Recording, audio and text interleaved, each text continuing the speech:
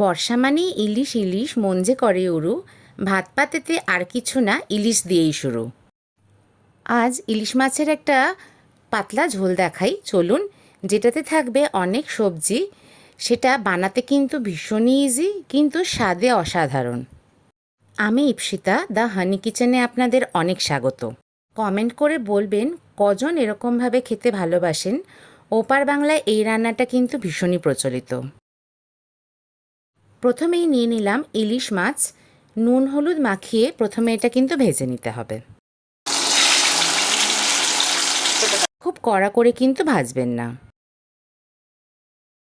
মাছ ভাজা হয়ে গেলে শোলা কচু এরকমভাবে গোল করে কেটে নিয়েছি, এটাকেও নুন আর হলুদ মাখিয়ে আপনারা ভেজে নেবেন।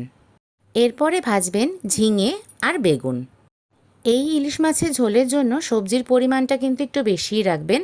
সবজির পরিমাণটা কিন্তু এই রান্নাটাতে বেশ ভালোই লাগে। কড়াতে নিয়ে নেবেন সর্ষের তেল।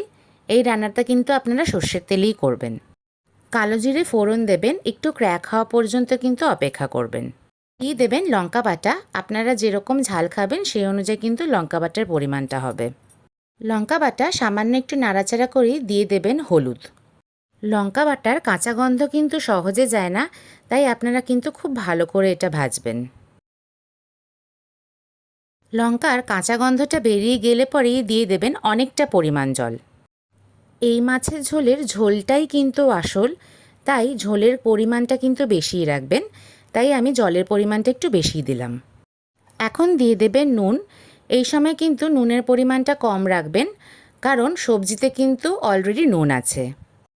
ঝোলটা ভালো করে ফুটলেই দিয়ে দেবেন ভাজা সবজিগুলো। এখন দুটো লঙ্কা ফাটিয়ে দিয়ে দেবেন, এটা কিন্তু সম্পূর্ণ অপশনাল।